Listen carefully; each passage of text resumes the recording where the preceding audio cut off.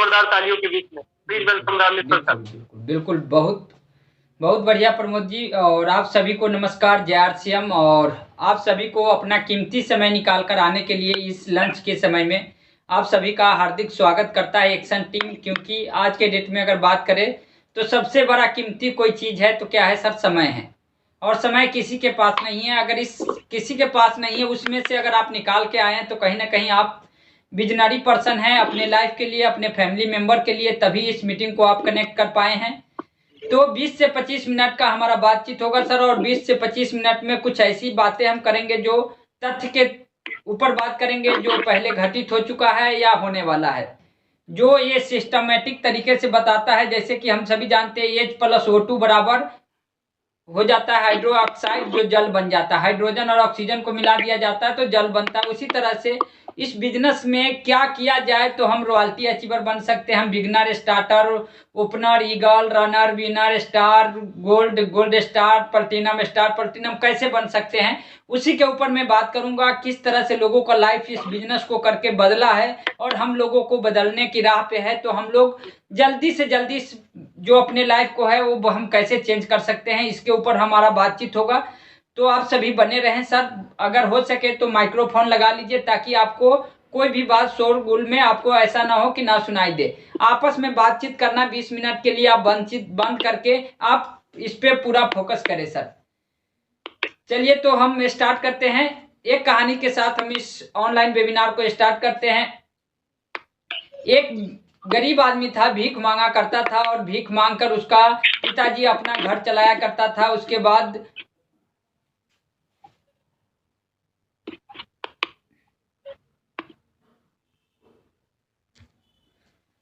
एक गरीब आदमी था, उसका पिताजी भीख मांग के घर को चलाया करता था। पिताजी मांगते मांगते पूरी जिंदगी गुजर गई। फिर उसका बेटा आया और उसका बेटा भी भीख मांगना स्टार्ट किया। भीख मांगना स्टार्ट किया, मांग रहा था, माने मांगता था, रोज लाता था, घर में खाता था, मांगता था, लाता था, खाता था। ये कार्यक्रम उसका चलता जा रहा था।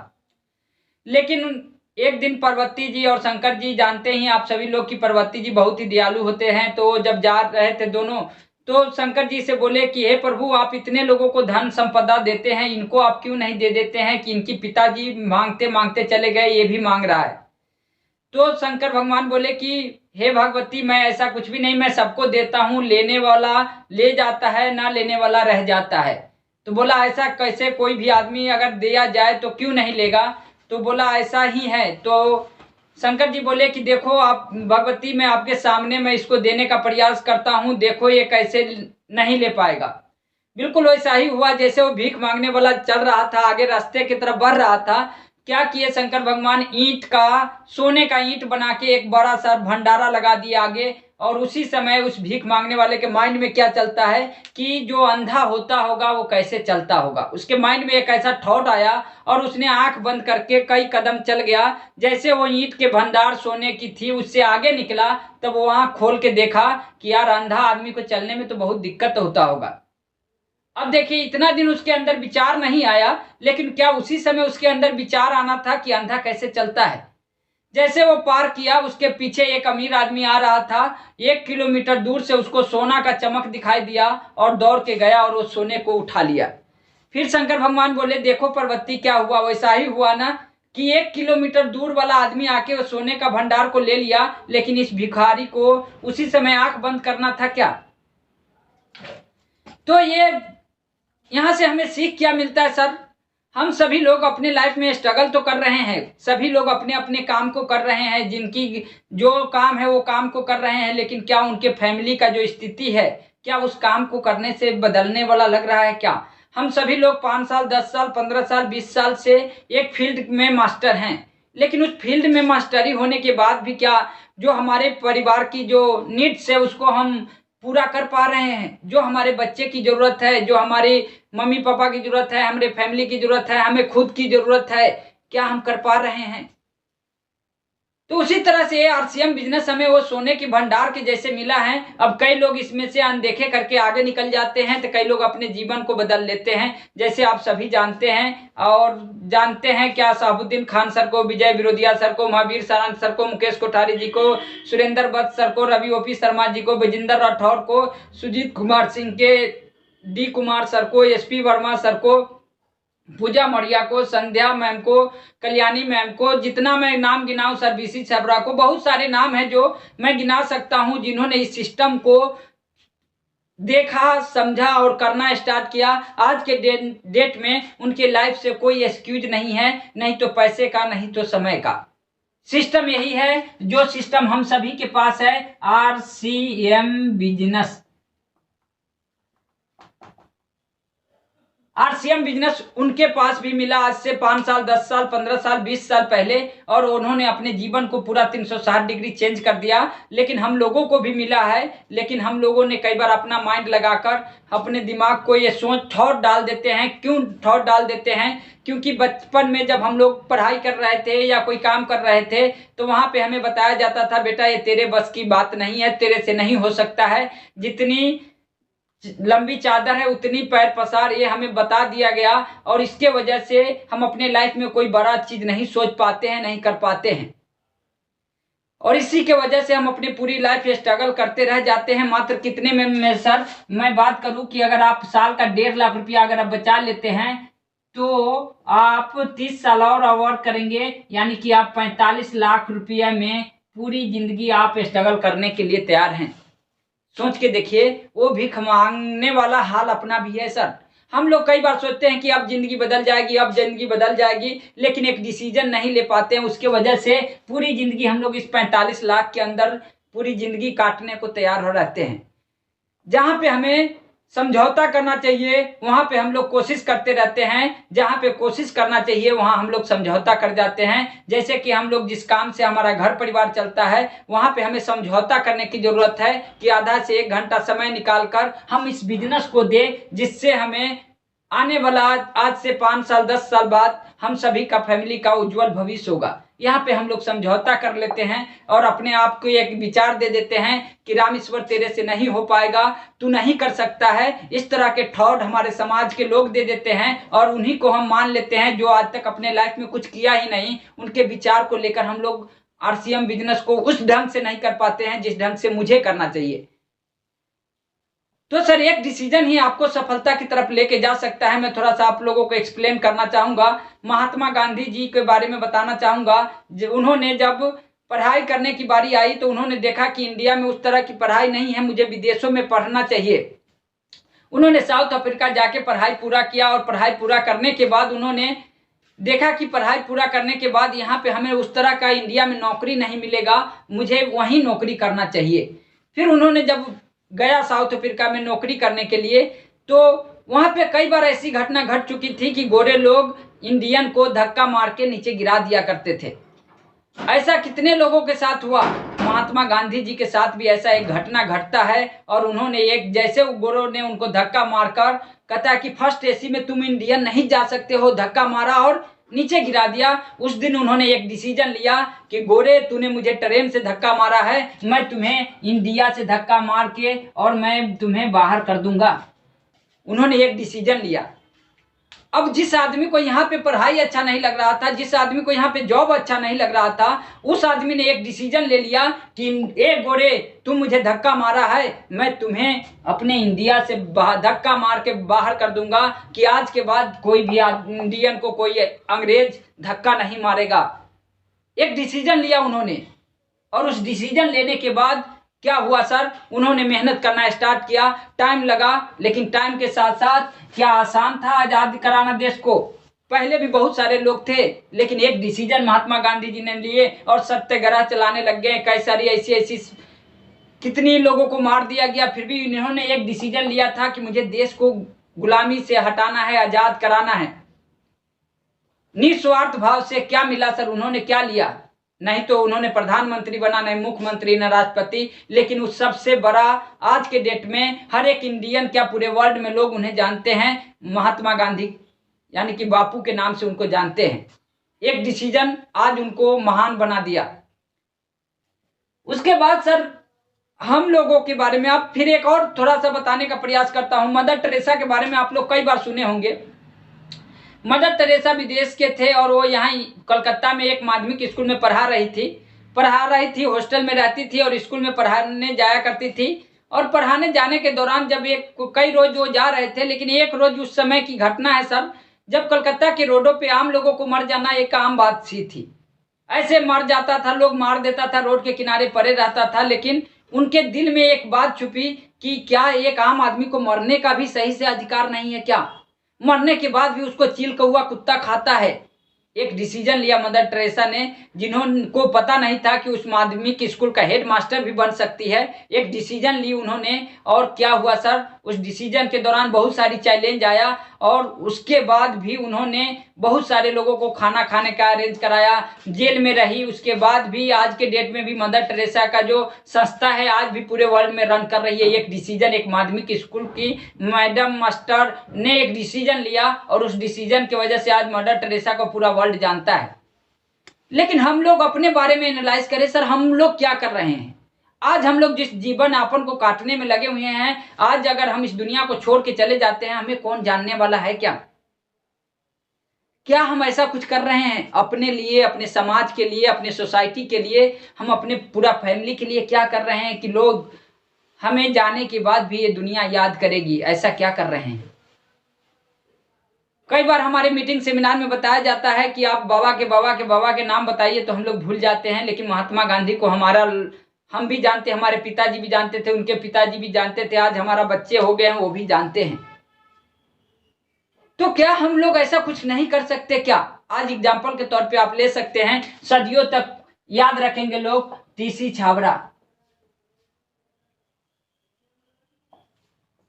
टीसी छाबड़ा सर का नाम जितने इज्जत के साथ लेने के बाद भी मैं बताऊं आपको, इनको सदियों तक लोग याद करेंगे कि एक ऐसा पर्सनालिटी इस इंडिया में आया जो गरीब लोगों को अमीर बना दिया, जो केबल का काम करने वाले को आज करोड़पति बना दिया, जो फोटो एडिटिंग करने वाले को करोड़पति बना दिया, जो मार्शल आर्ट वाला था उसको करोड़पति बना दिया, जो सोच नहीं सकता था ऐसे ऐसे लोगों को करोड़पति बना दिया। तो इन्होंने बहुत सारे लोगों को बना दिया, तो हम लोग कैसे बन सकते हैं? हम लोगों को कैसे ये सब मिल सकता है? इसके ऊपर हम बातचीत करना चाहेंगे। अब अगर ये सब कुछ हमें लाइफ में करना है, अपने लाइफ को हमें नेक्स्ट लेवल पे लेके जाना है, आरसीएम बिजनेस में मुझे सफल होना है, मुझे यानी आप दूसरे की जिम्मेवारी छोड़ दीजिए सर, आपको यानी हमको, अगर हमें सफल होना है तो क्या करना पड़ेगा सर? हर बार बताया जाता है, हर चीज टीसी सर एक स्पेशल बोलते हैं कि हमें इस बिजनेस को दिल से करना है। किस तरह से करना है सर, मैं थोड़ा सा बताने का प्रयास करता हूं। उन्होंने कहते हैं कि मैं मालिक हूं।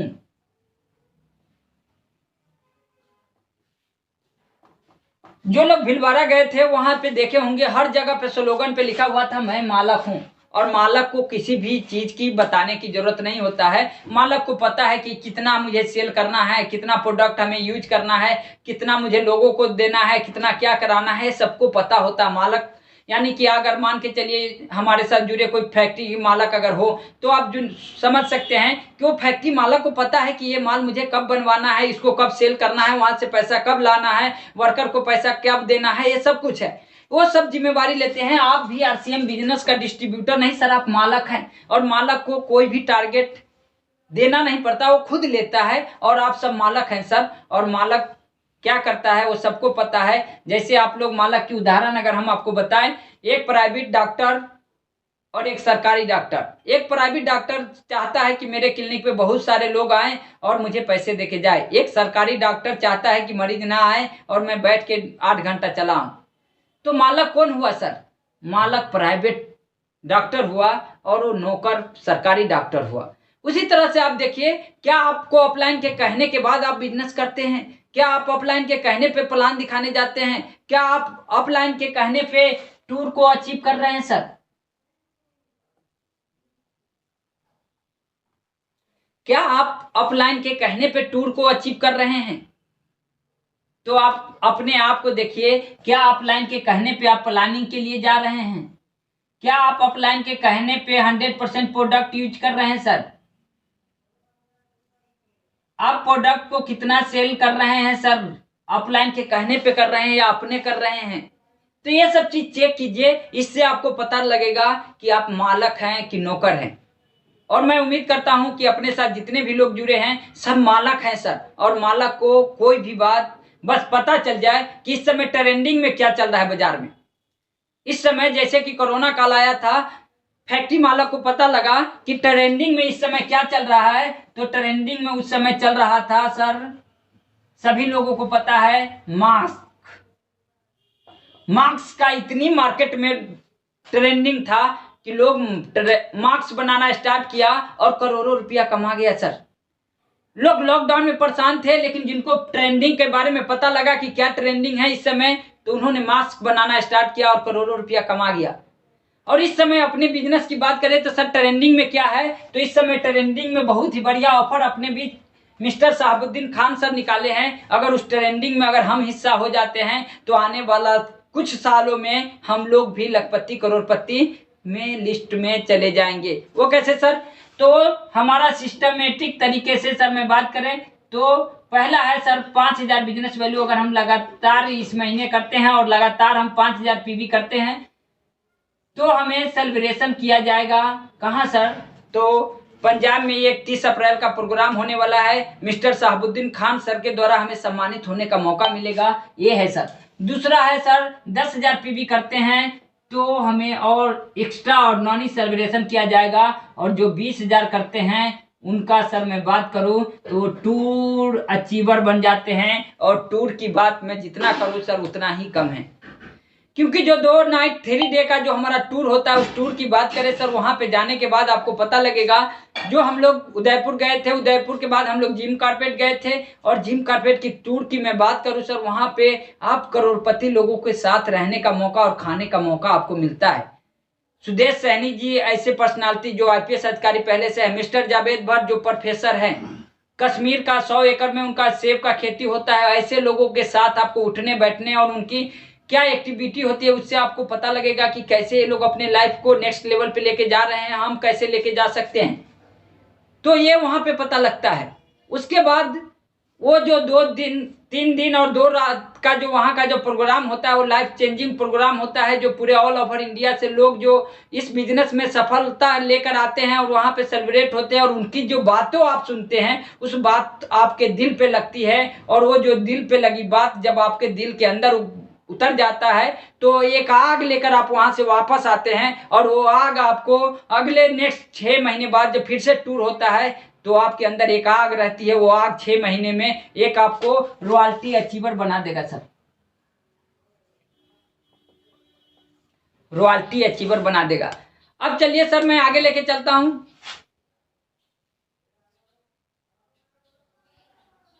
कि हम इसको 5,000 10,000 20,000 हम करेंगे कैसे सर। अगर हम सभी लोग RCM बिजनेस में सफल होना चाहते हैं तो थोड़ा सा ध्यान दीजिएगा आप सभी लोग। पहला सर हमें इस बिजनेस के लिए अगर हमें 5,000 बिजनेस या सेलिब्रेशन प्रोग्राम या मीटिंग अटेंड करने के लिए जाते हैं, या हम RCM बिजनेस के प्लान दिखाने जाते हैं, तो सर हमारे पास फॉर्मल ड्रेस होना चाहिए। फॉर्मल ड्रेस में आप RCM बिजनेस का कोट पैंट, जिनके पास भी नहीं है सर, आज से लेके कल तक आप ले लें। आज कल यानी 31 तारीख से पहले अपने मनपसंद का कलर लेके आप एक कोट पैंट जरूर सिलाए सर। मान के चलिए आज फॉर्मल ड्रेस आपके पास नहीं है तो सर आप क्या कर रहे हैं, अपने मनपसंद का एक कपड़ा, हम लोग फिल्म में देखते हैं लोगों को कोट पैंट पहनते तो अंदर से एक आवाज आती है, यार अपने पास भी होता तो कितना अच्छा होता। तो ये ऑफर है, ये आप कोट पैंट एक ले ले, साथ में उसका फॉर्मल शूज आता अपने पास वो ले ले, एक टाई ले ले सर, और ये करके आपका 5,000 पीवी नॉर्मल हो जाएगा और आप सेलिब्रेशन होने का भागीदारी बन जाएंगे। दूसरा सर जो इस बिजनेस को थोड़ा और सीरियस करना चाहते हैं तो यहाँ तक तो सर 5,000 करें ही, साथ में अपने परिवार के लिए, अपने फैमिली मेंबर के